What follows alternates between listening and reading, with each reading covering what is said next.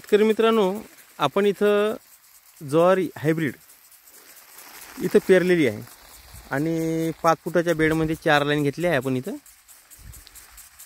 ज्वारीच्या 1.5 फुटाच्या.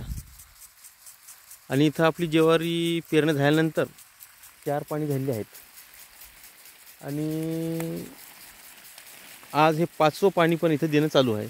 कारण ज्वारी छोटी असल्यामुळे आपल्याला पाणी थोडं लवकर देणं भाग होतं. त्यामुळे आपण 2-2 घंटाचे थोडे पाणी दिले आणि आता हे 5वं पाणीसुद्धा आपण थोडं लवकर देत आहोत. कारण वाढतं तापमान असल्यामुळे आपल्याला देणं आवश्यक आहे.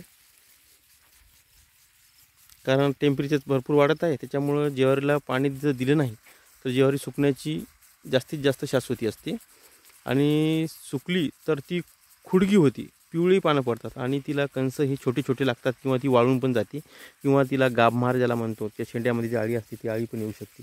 तर त्यासाठी आपल्याला इथं ज्वारीमध्ये नियोजन करताना आपण भरपूर पाणी द्यावं आणि तुषार संचापेक्षा आपण जर पाटपाणी जर दिलं तर सर्वात महत्त्वाचं आणि चांगलं असते. कारण त्यामुळे भरपूर पाणी मिळाल्यामुळं आणि आतमध्ये जमिनीतून वाढ झपाट्यानं पाणी भरपूर झाल्यामुळे वाढ भरपूर होते.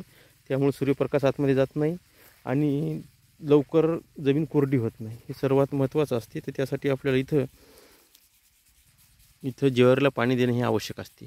आणि ज्वारीला पाणी देते वेळेस वाढ जर कमी असेल तर युरिया फेकणं आवश्यक आहे. एकरी 1 गुण युरिया फेकायचा आणि तुषार संचानं पाणी द्यायचं. म्हणजे पाणी दिलं म्हणजे काय होईल, आपण ज्वारीला युरिया फेकल्यानंतर जो पोंगा असतो, अशा प्रकारे हा जो पोंगा आहे तर या पोंग्यामध्ये आपला युरिया हा जात असतो. त्यामुळे युरिया फेकल्यानंतर या पोंग्यामध्ये जर गेला तर ते पूर्ण झाड पूर्ण हे वाळून जाते. त्याच्यामुळं पाणी ताबडतोब द्यावं, जेणेकरून तिथं आपलं झाड मरणार नाही किंवा त्याला कुठलाही धोका पोहोचणार नाही. तर अशा प्रकारे जर आपण लवकरात लवकर युरिया फेकून पाणी जर दिलं तर आपली ज्वारीची वाढ लवकर होईल आणि पुढचं पाणी जे आहे ते आपल्याला लवकर गरज पडणार नाही देण्याची. तर त्यासाठी आपल्याला अशा प्रकारे नियोजन करायचं आहे. आणि दुसरी गोष्ट म्हणजे ज्वारीवर सायपरमेथ्रिन 30 मिली आणि सोबत बुरशीनाशक M45 30 ग्राम 15 लिटर पाण्यात टाकून फवारा पण द्यायचा आहे. तर अशा प्रकारे आपल्याला नियोजन ज्वारी या पिकावर इथं करायचं आहे.